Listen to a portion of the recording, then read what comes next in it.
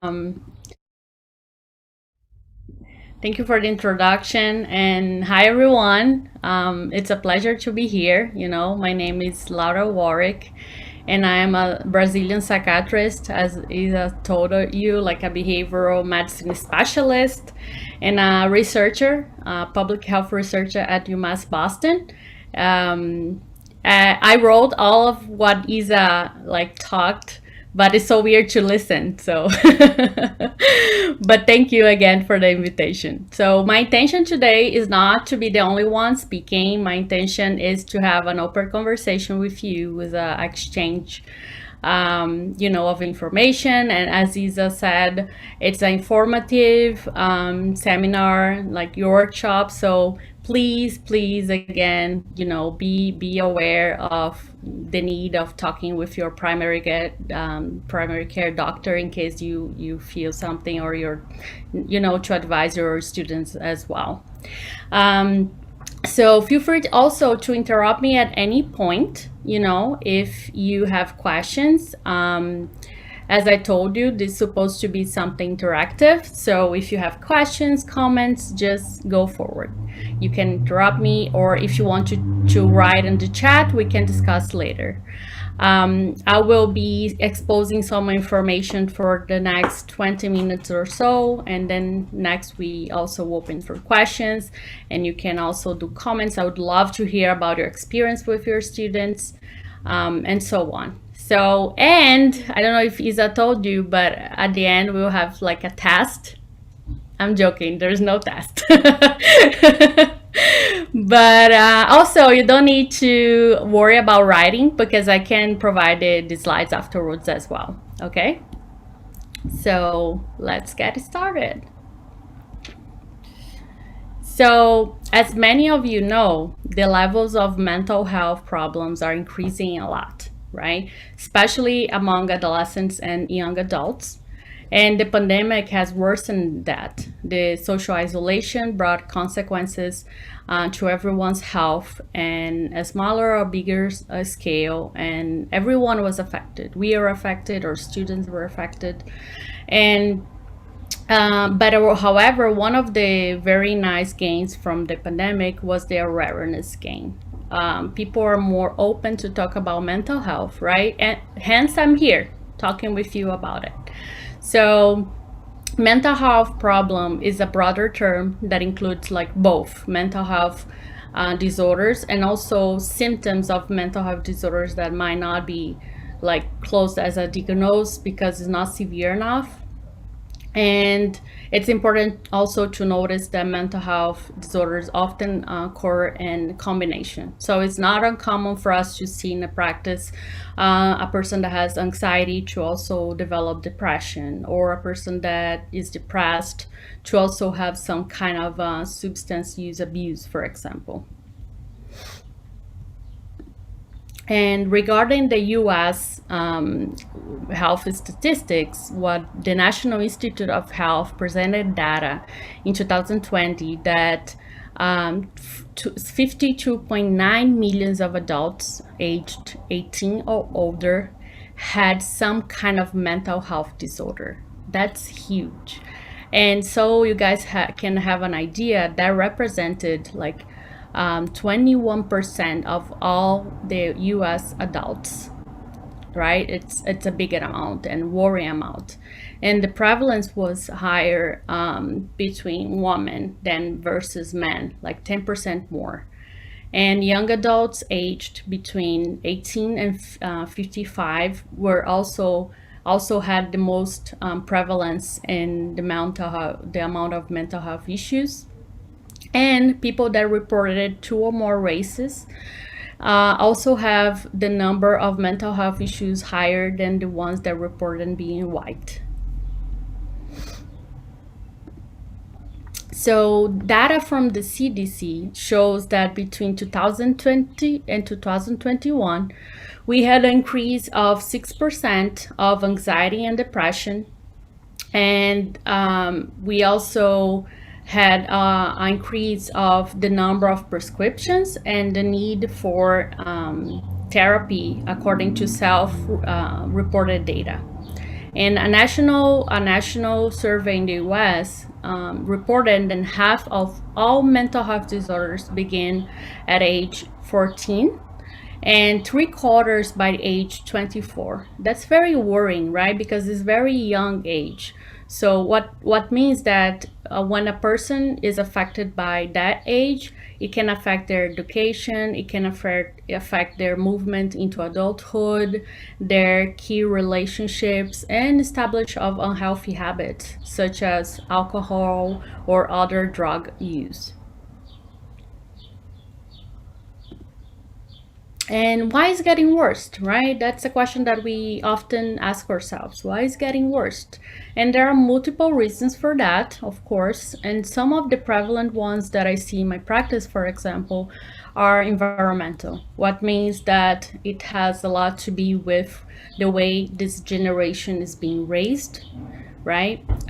With not a lot of exposure to frustrations or no's, sometimes with a culture and behaviors, and I'm not talking only about the US, I'm talking about other countries as well in that matter, that are guided by materialistic goals. So another strong reason is, for example, the social pressure that young people are exposed, through social media. And we have this parallel reality in which, everything's perfect, everything is easy, and everything is just pretty. And that's not the truth. That's not the reality, right? We have social influencers, for example, that show, of course, only the good stuff. The all the effort, all the work is hidden, because I mean, who wants to talk about that, right?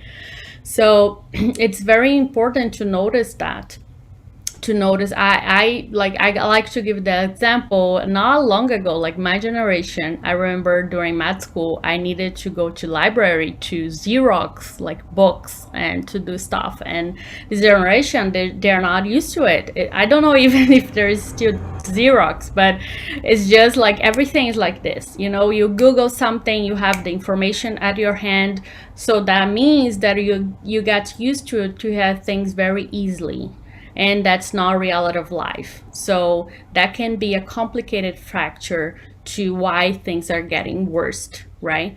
And that's why we have this increased amount of mental health issues that can happen in a spectrum, since like from mild symptoms at a point of being so severe that it will cause some disability across someone's life. And disability that are caused by mental health disorders may not be visible. They are not visible, right? So people with mental health disorders, they are often judged as being weak or lazy or not really well. So this lack of understanding contributes to the stigma around this. There's a lot of stigma. I like to be positive about it, like to believe that things are getting better, especially with the pandemic, but we still see a lot of stigma. But I ask you guys, like, do mental health problems have a face? So I ask you, like, who from these people is suicidal? Like, who from these people is depressed or anxious? You know, we don't know. We don't know, right? So it's very important to be aware and not judge like someone that might be going through some stuff. But sometimes we tend to think that because someone is smiling or having a good time, they are not really depressed. Or, come on, I saw this person like yesterday, and today they committed suicide. How that can be? Yesterday they were smiling. But the reality is that the opposite also occurs. So a person that is not depressed a lot of times are sad. They are sad, right? Like we are sad at times. So this kind of mentality, we have to deal with it. So it doesn't like continues to create a stigma around it. Let's think, how many of us have been going through like depression or anxiety, or like currently or in the past, or we know someone that has any other mental health disorder? We don't know, right? We don't really know. So, and one, like doing some self disclosure here, for example, the reason I got into mental health is because of my own struggles in my childhood with depression, with anxiety, and OCD. So I remember thinking a lot of, oh, these people like really don't understand me. So even for a lot of like for a long time, I saw this as a weakness. I saw that as something that would not make me such like a better professional. But in reality, nowadays I see that that can be actually a strength, right? Because I've been there, so I can tell patients I've been there and I know what you're feeling, and I can connect with you in a deeper level, and I can help you going through this. So what I can tell you guys is that vulnerability can be a powerful, powerful skill. And that, you know, it's very nice to have some like to change our lenses regarding that. But let's talk about the causes, right? The causes of mental health problems are many. The factors involve biology, genetics, environment, and or environment means what we, the way we were raised, and the environment we are currently insert on, and our experiences mean what happened to us, what is currently happening. And for example, the pandemic we can see as something that affected our environment and our experiences because it forced us to, you know, social isolate, to not be able to be with family, with friends, and that had many harmful effects on our mental, emotional, and physical systems. And how we can recognize mental health struggles. Um, do you know that headache that appears when you're stressed out, or that back pain that gets worse when you have some professional or personal challenge? They are a result of the interaction between our psyche and our biological and physiological body. Um, and what means that our mental health concerns, they will not, you know, affect only our emotional or emotions or mental systems. They will also affect our physical body. And the reason for that is the mind-body connection. What means there are thoughts or feelings or attitudes, they all can affect our body in a positive or in a negative way, and vice versa. So I will talk a bit about the most common mental health disorders, depression and anxiety, and I will give you some information about how to recognize its signs, what to do, what not to do, and so on. But before we do this, does anyone have any questions? Okay, Kendall, go ahead. I was just wondering if you had thoughts on the rate of mental health with male and female. I don't know if you saw my little question in the chat box, but I didn't. I'm sorry. that's okay. So just to make sure I hear you fine, you were asking about like why that would like be such a difference, like this 10% of difference between females and males. Yeah, I was curious if it might be partly like some men aren't going to therapy or they aren't getting help, or maybe just that generally women tend to be more emotive or emotional. I wasn't sure if either of those.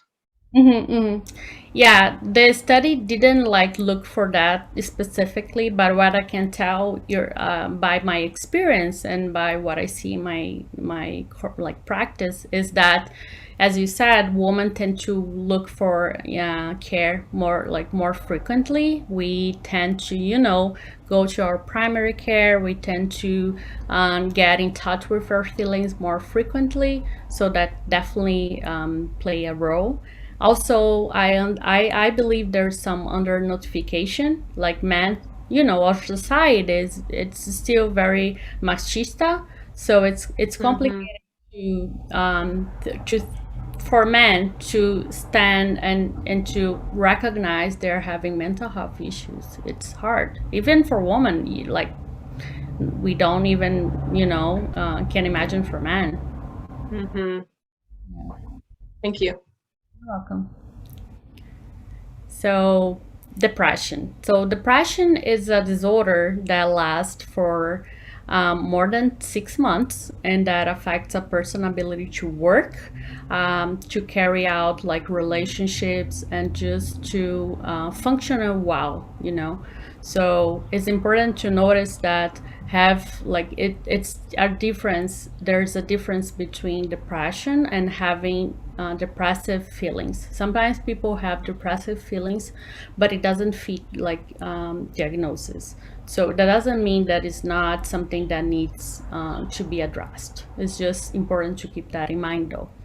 And I particularly don't like to give like a diagnosis of depression, like, very soon, because we tend to get attached to that title as something that we are instead of something that we are experiencing, and when it shouldn't be the case. So, and symptoms of depression can manifest as emotional in our thoughts, in our behavior, and a physical way. So, in regard to emotions, some of the symptoms are like sadness, guilt, anger, mood swings, like helplessness and irritability. Regarding thoughts, we have self criticism, self blame, pessimism, we have impaired memory and concentration, we had thoughts of death and suicide. Related with behavior, we have crying spells, we have withdrawn for others, we have neglect of responsibilities, loss of interest in personal appearance, loss of motivation, just and a decrease of the academic performance, for example. Related to behavior, we'll have, or to physical part, we have chronic fatigue, lack of energy, we have sleeping too much or too little, we have overeating or eating, not eating a lot, we have headaches, we have like loss of sexual desire, and unexplained aches and pains. The other very common disorder I will talk about is anxiety. Anxiety is a disorder in which a person has persistent, unrealistic, and excessive fear and worry about the past, about the future. It can also be like expressed by physical symptoms, psychological symptoms, and behavioral symptoms. Some of the physical symptoms are chest pain, rapid heartbeat, hyperventilation, shortness of breath, dizziness, headaches, aches and pains, and just stomach pains, for example. The psychological symptoms are fear, worry, mind racing or going blank, decrease of concentration and memory, and just irritability and sleep disturbance.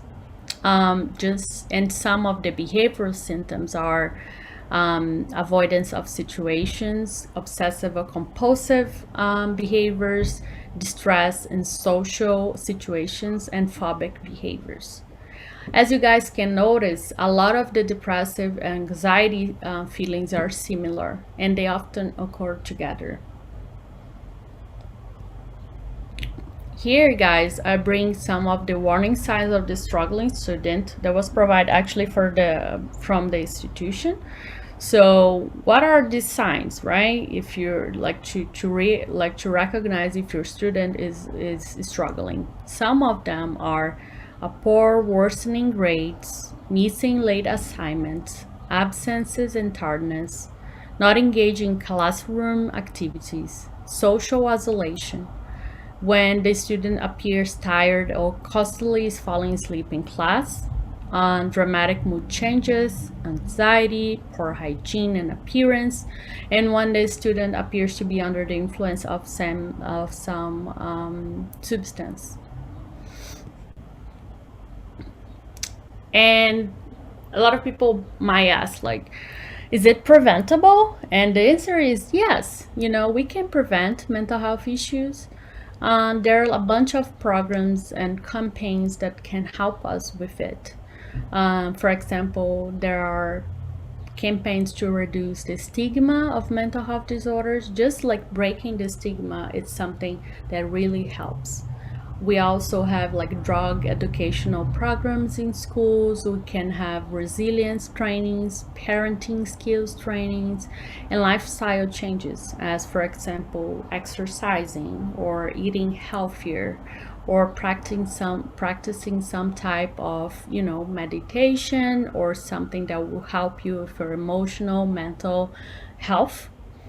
And the treatment, talking about the treatment, it will include individual therapy, group therapy, not necessarily both together, and psychopharmacological drugs. We also have some complementary treatment, peer support groups, rehabilitation programs, and other types of programs. But one thing that I want to mention quickly, it's around the psychopharmacological drugs. There's a lot of stigma, there's a lot of misinformation around it.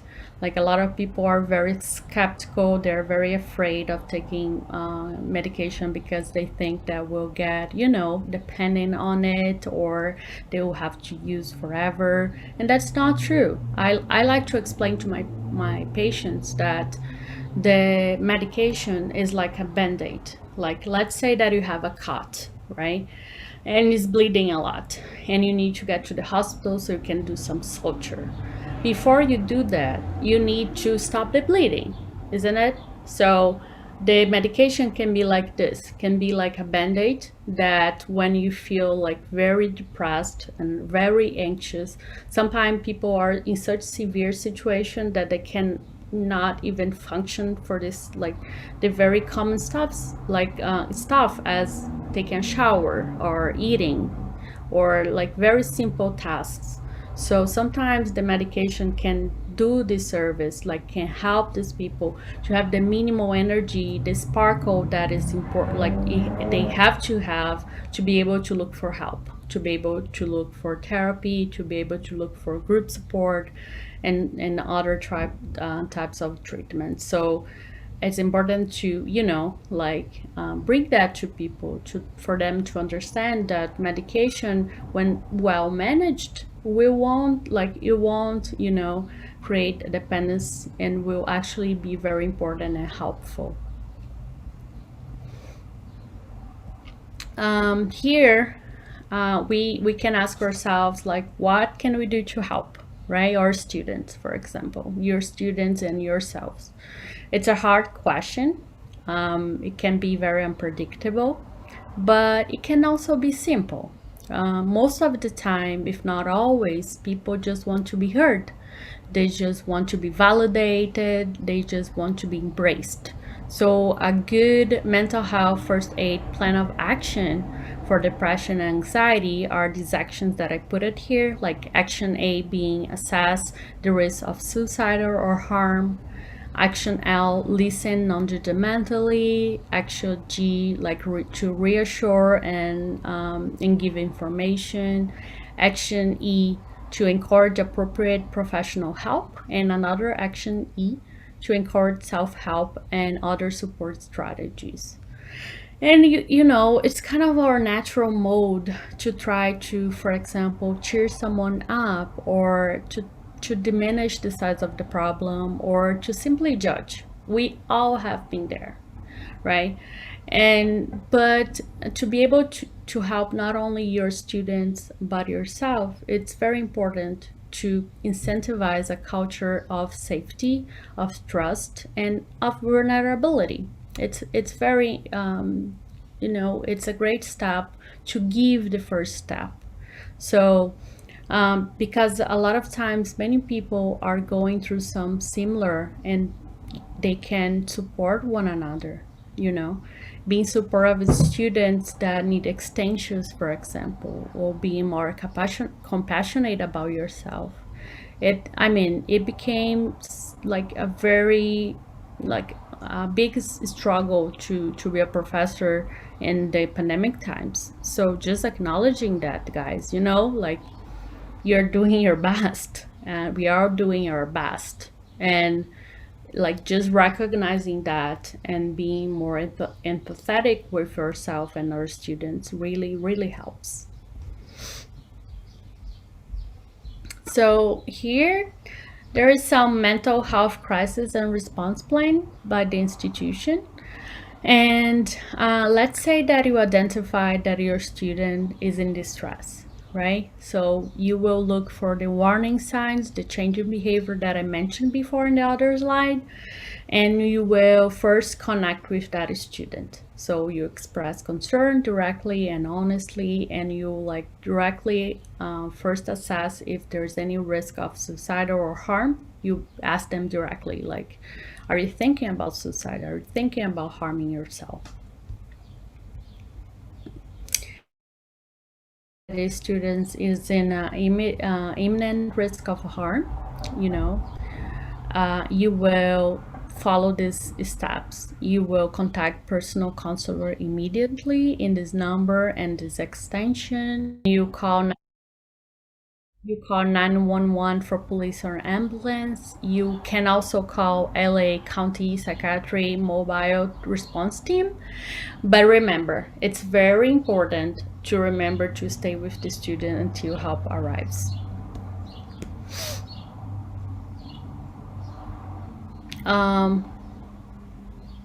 Oh, I passed one more. So, but if you assess that it's not an emergency but an urgent situation, what means that the risk it's in there, but there's no evidence that the student will harm themselves, you should refer the student to resources. There are like personal counseling departments, suicidal hotline, crisis text line, LA County warm line, and other resources that I will actually show you guys in the next slides. So, and make sure to follow up with the student, just so they can make sure they are okay, they looked for help. That's a very important step.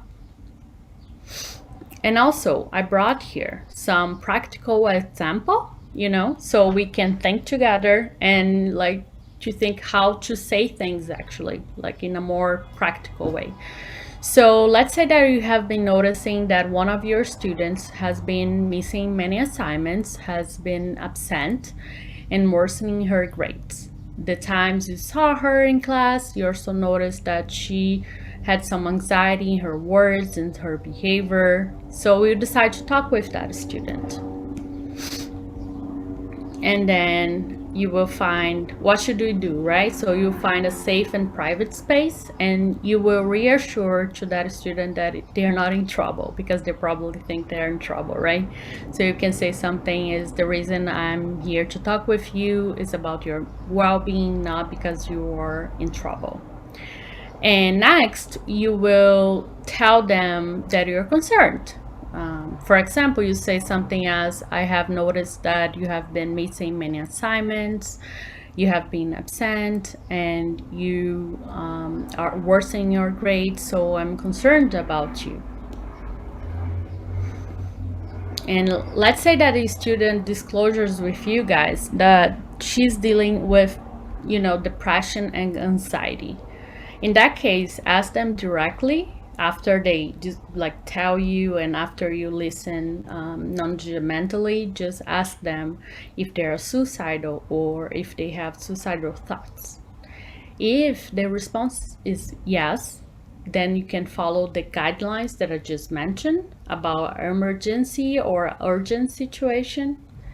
If the response is no, then you can continue to talk with the student. You can say something as, oh, sounds like you're going through so much. It must be very difficult for you to have all these symptoms, to have all this struggle, and you yet be expected to perform normally. And if you have been there, guys, that will be a very nice moment to do some superficial self-disclosure.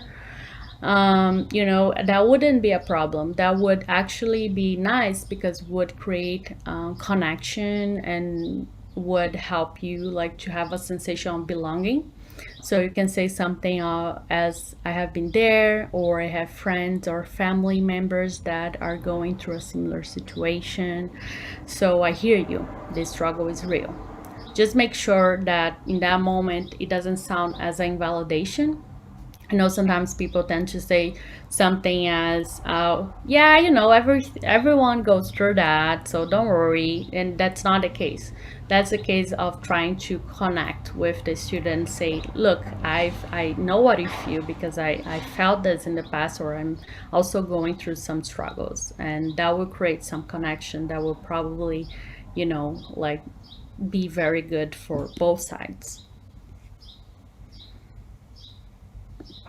And then you can encourage them to seek for help. You can say something in the lines of, "I'm here to support you in whatever capacity I can, but I think it would also be helpful for you to talk with a counselor." And you can provide them with some information. You can give them the same information, the guidelines that I mentioned before, and some of that I will provide later in the slides. And you can even walk them to the counselor office if that's something that they want. You can also remember to be flexible, not only with them but also with yourselves.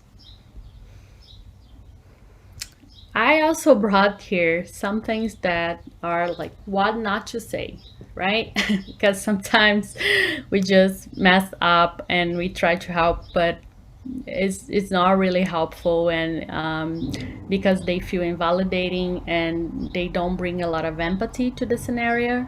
So things as "you get better soon," or "you need to get over it," or "try to put a smile on your face, it will make you feel better," or "you don't seem that bad to me, like you're smiling," or "you're having some good time." That is not really helpful because, as we mentioned before, people that are depressed, they also smile, they also have good times at times. So it's important to keep that in mind. Other thing that's not very nice to say is, it's normal, everyone feels that way sometimes, or "you need to be stronger," or like do like Peter or someone else that did that and that and they are much better now. So if you do, you feel better too. So that's although it's very nice to hear someone's experience, everyone has a different experience, so it's not nice to compare. And Kendall, can you? Yeah, what is it, what in your opinion is not good about the "it's normal" line? Um, it depends of the tone, I would say. Depending of the tone, it can sound as you're like the person is invalidating the other person, saying that that's normal, as everyone gets sad. That's normal indeed. Like everyone gets Mhm. sad at times, everyone cries. But when someone is like really depressed, like hearing that is normal, it seems like the people that are not depressed and also feel sad. So like just making sure to calibrate those, like, and sometimes, Mhm. as I told you, it's like a matter of the tone that we speak with them. Mhm. That can sound different, uh Yeah. yeah. Sometimes I think it's like if you put it in with a generalization, it's like, "Oh, it's no big deal. Like everyone's depressed, everyone has a miscarriage, everyone goes through," like, rather than being like, "Whoa, your unique circumstance like matters." Exactly, you're right about it. Yeah. Victoria, or Victoria, I don't know how to. Yes, Victoria is fine. Hi there, Laura. Thank you so much. I have the same question as Kendall, but for the "it's okay," or I tend to say "it'll be okay," uh, with a little bit of skepticism. But can you tell me what is not safe about that phrase? Yeah, so it's okay. It can sound depending on the tone of voice again. Sometimes it's not about the saying itself, but it's the tone, the attitude, like associated with it. But the "is okay" or "you're gonna be okay," like it sounds like a person is not putting enough effort Yeah. on it. So, for example, I see that a lot in women that in postpartum situations, they usually are going through all these hormones and it's a new life there, and there's a lot of crying, there's a lot of challenges, and a lot of people like, put romanticize about, oh, when you see your child, it'll be like the most beautiful thing in your world, and I'm pretty sure that is, but at the same time it's very challenging. So a lot of people tend to say, like, to women that are going through that, oh, that's okay, you're gonna be okay, but it's a 100%. challenge, it's a challenge. And just hearing that, it's almost like saying to a, like, comparing to other kind of diseases, it's almost saying like to diabetic people, a person that has diabetes, like, it's okay, you don't need to use your insulin, you just need to be positive, it's okay, you're gonna be okay. Yeah. And it's not the case sometimes, people need help and they need to be validated. Thank you. You're welcome. Here, guys, I brought some resources for you. As I told you, I will give these slides to Isa and she will spread out. So we have some websites. We have on here some books. We also have some hotlines and some support groups. This last one is specific. It's a wellness platform for HR work. It's called Groups. And because it's a mental health awareness month, any groups are for free. So if you want, to take a look and take advantage of it, that's nice. And before we finish, so we can open for questions and comments, I would love to do a mindfulness practice with you. It will be very short. So it's just something that really helps ourselves to be more grounded, to be more present, and you can teach your students. You can do like at the beginning of class, for example, it's very simple. So I just want you guys to close your eyes and to sit in a comfortable position and to start pay attention to your breathing. The way that you breathe in, the way that you breathe out. Notice the amount of air that goes in every time you inhale. The amount of air that goes out every time you exhale. You might notice that thoughts will come. They'll try to distract you, but that's fine. That's actually very normal. So just notice them and imagine that they are like clouds. They just come and go with the wind. And you can do that as many times as possible when necessary. Turning back your concentration to your breathing, imagining that every time you breathe in, you bring relaxation, peace, calmness to your inside. And every time you breathe out,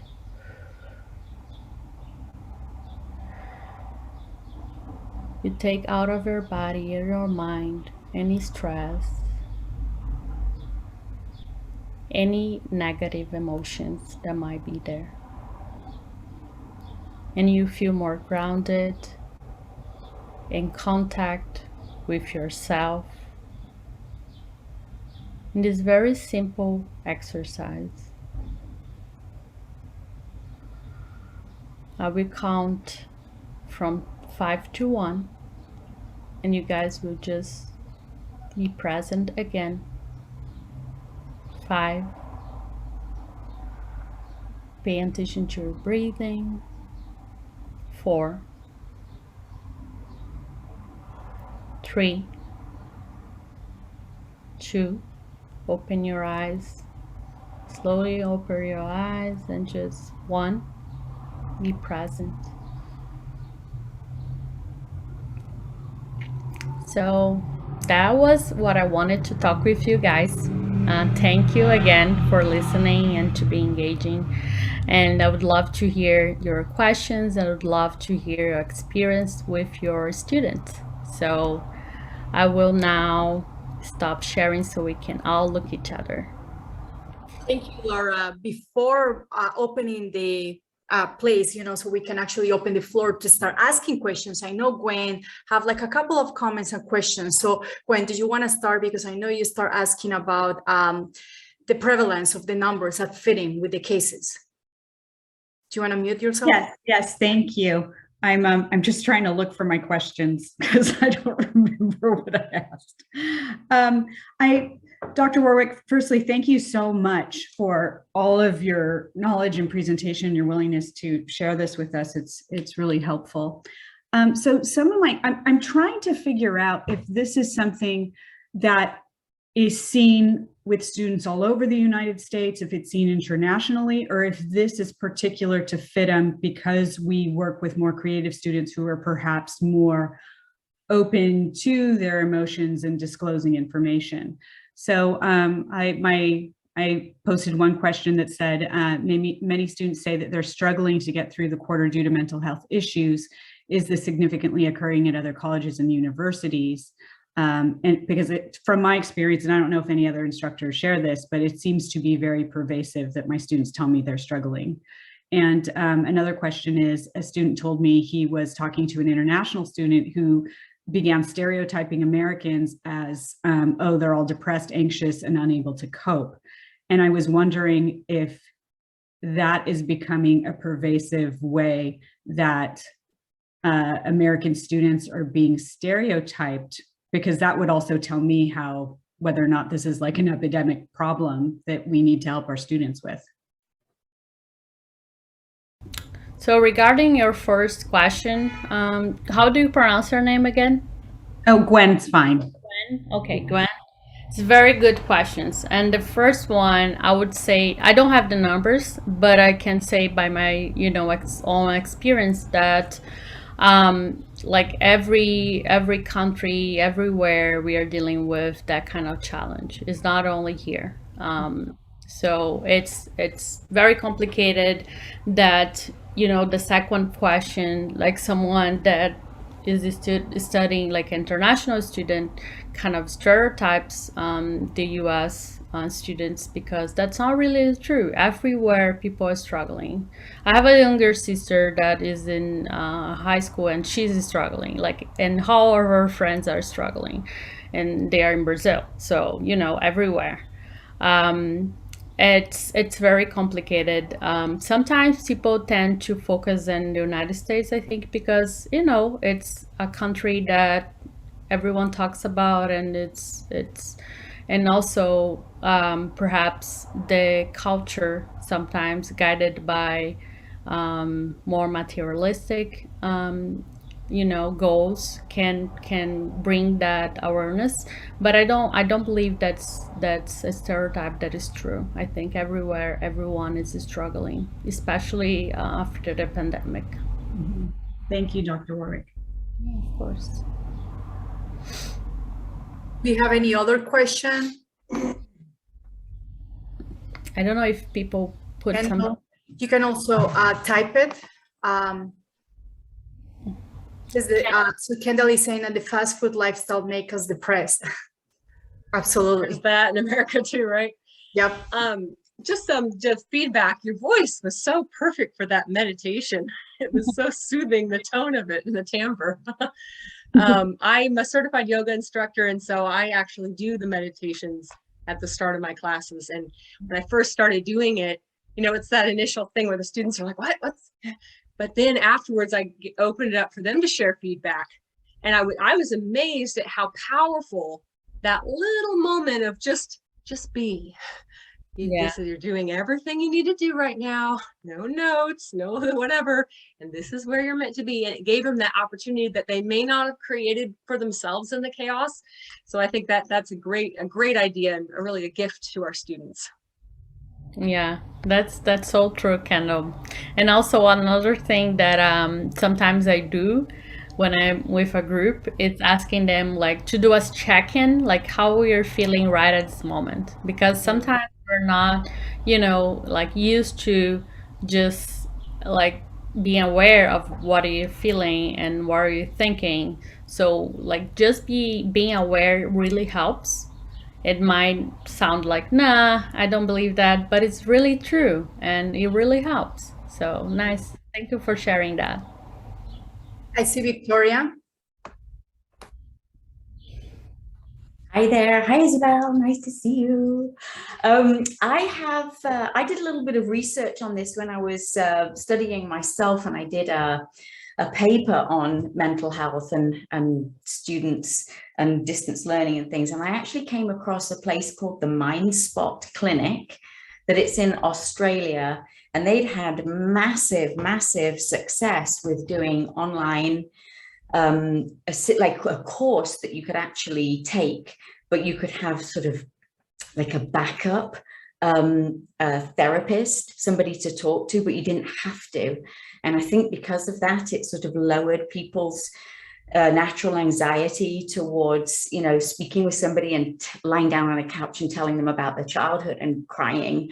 And so, I thought that was super successful, but unfortunately, it's only for the residents of Australia. So my question is, do you know of anything like that, similar, that's available to people in the US, where they can go on, they can take a quick survey, be pointed towards a self-study program, if you like, or self-help, as long as they're not in that emergency group, and that they could be pointed to a sort of a course of self-help and resources, and then they have access to somebody if they need it. That sounds wonderful. Doesn't it? Yes. Unfortunately, I do not, I do not know, but I will definitely search for it after you're telling me. Yeah. You want to start one? And also, You want to start one? That's a great idea.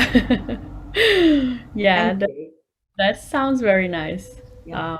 That's a great question. I'll definitely look for it, and if I find something, I will let Isabel know, and then to tell you. Thank you. I appreciate that. Victoria, you can also send us, like if you have the link or anything that you found really interesting in your search, you can actually also share it with us, and then I can actually post it with the presentation, the PowerPoint and everything to have like a more comprehensive website. Something that I want to touch base. Oh, Blaine has a question. Go for it, Blaine. I find that students often want to be solution-based when they're talking about this, and I probably jump too quickly to that too. Like there's often conversation about, can I turn something in late, or can I have more time with something, or can I, all this kind of stuff, when actually what needs to happen is they need to change their habits, or they need to change their mental state. And I find that getting them to enroll in therapy or to go down to the therapist, there's times, on the second or third time when they bring up anxiety, then I'll actually walk with them. But is there a way to keep it from jumping?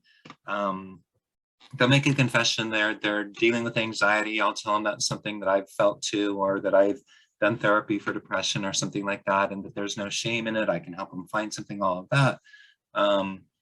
But I find that these things kind of go on and on. Is there something, I don't know, that we can do to help them to be more focused in getting help with their anxiety than with my responsibility, which is, yes, you can turn something in late, but if I keep doing that, it's not really helping them with their issues. I think just the fact that you have the awareness brain is wonderful, like to be able to help your students out and like help them cope with it. And in regard to that, it seems like the struggle is to help them, like more than just giving them extensions and stuff. I would say that helping them to be present, and they're so through different techniques, and also, giving them resources, for example, would help, would be of like very helpful. So I really like to do with my patients, and when I teach, like to do something as just this mindfulness exercise very briefly, or doing the check-in. It really helps them to be more centered and to be more grounded. And it looks like something that is very small, but like in a daily basis really helps them to be more focused, and yeah, that's one of the things that I would suggest. I know Lisa wants to. If I might interrupt, one of the things that I found helpful is doing task breakdowns and scheduling and that sort of thing. My experience with students getting anxious is they get overwhelmed, and then they get anxious, and then they feel even more overwhelmed. And so sometimes doing some task breakdown or doing some time management with them can help. It's not a question of, okay, your assignments can be late. It's a question of, let's sit down and figure out how to get things done on a reasonable schedule. The Idea Center can also support faculty with that. Debbie does a lot of time management with the students, and they have tutors who are trained to do time management with the students. And I've found that frequently that kind of task breakdown really helps, because it gets a handle on the things that are making them anxious. That's a strategy too, Lisa. Thank you for, jumping in. I think is David. David, did you raise your hand or not? Maybe I'm mistaken. I know Gwen. Yeah. Well, how can you reach? No, I'm good. Thank you. I think piggybacking on what Lisa's saying too is having them schedule self-care also into their time management, and one thing to look forward to every day, whether it's a short conversation or something to watch on Netflix, but something where they can unwind and enjoy. Mm-hmm. And does anyone know at FITM, through student activities, if there's anything like any kind of mental health club or something where students can go and kind of like just process and just check in? At student activities, because I'm working with them on a survey and on, soliciting some ideas for programming for their health and wellness fair and all of that. Angela has been scheduling a lot of lunchtime sessions for students on these issues. They have experimented with in-person and via Zoom modalities. She's not getting the kind of participation in that she would like, and her concern is that it's very difficult. Students want to go, but then it's very difficult to open up in a situation where you are sitting with people who you may know or may not know, and both of those can be anxiety producing as well. So they do quite a bit of programming around this, but she's running into some participation roadblocks for a variety of what sound like completely logical reasons on the part of the students. Mm-hmm. Great. Do we have any more questions? I'm actually trying to read the chat in parallel. So if you don't feel comfortable talking, or if you cannot, you can type it. Kenneth, do you have like a question? I have a question Go, Johnny. I can't find the hand. No, I can't find the hand either. Is it possible I've been thinking about this, if there's an extra room at the school that's not being used, because I think we're not using all of the classrooms, that we could have a place for faculty to go in between classes, because sometimes the faculty lounge gets really loud. There's staff in there and security listening to their phones without headphones, and conversations and lunch and all of that. Could there be a quiet room for faculty somewhere? I'll ask about that. Thank you. I mean, even if it's just a place where we can go, put our headphones in, kind of rest, maybe have some of those battery operated candles and low light, you know, just like a little break room where we can really take like a mental break. I would love that sometimes. I'll ask. Thank you. That idea, Johnny. It's a great idea, and then we can do it, as I said, as Johnny said, sometimes we are not just going into the lunch because we want to work, but also we want to unwind and we don't find the space, or we need the quiet time. So anyone has any question? No? Not really. Okay, so now I'm going to ask Laura for a number between 1 and 17. Laura, I cannot hear you. Okay. I would say 3. Oh gosh, Blaine. Awesome, Blaine, you are the winner of one of the package of well-being. So little product, a little something for you to celebrate MADE, which is awareness for mental health, and not just mental health, but also well-being. I want to thank everyone for being here. You know, the fact that you came to this space, it says a lot, that you care about not just your students, but also about your own mental health. I think it's really important to find new ways and connect. I also want to thank Laura. She was actually really great, trying to find out about more information, being super prepared, trying to understand our current protocols, how we do things, giving some tips. And I also, guys, want to share with some of you is like, I think mental health, it goes more. It's not just finding the medicine or finding the way of walking. I think it gave us a moment to go back into our own roots and understand ourselves, what we want, what we care, where we're coming from, and where we're going. You know, I think it's also good to be present, understand that it's okay, that it's about the moment. It is about the moment. So finding those little spaces that give you peace, that give you love, even though it's something so little, like breathing, like going. I know that they were sharing something in the chat, like petting, like, you know, having your animals, painting, journaling, taking some classes. When I was pregnant and when I gave birth, I actually had to go back and then rewire myself in a way that I was able to find my spot, you know, like, because of course I have family, but I also am a person. Before being a mom or being an instructor, I'm actually a person and a human being that I also need to take care of myself. So then finding those little things that give you that peace, that give you the happiness, do it, go for it. If you like cooking, if you like lighting candles, if you like dancing, I think it's all good about. And then also remember, sometimes we need a Band-Aid, just like Laura said. Sometimes it's good. If you need the medicine, if you have an chemical imbalance, there is a solution. We're here for you. We're here to help you. You don't have to be alone on this. This is a journey that all we can be together. Thank you so much for being here. This information is going to be shared with all of you, and have a great weekend. Thank you so much, guys. Thank you, guys. Thank you, Isa. Thank you. Yeah. Thank you Very much. Thank you, Laura and Isabel.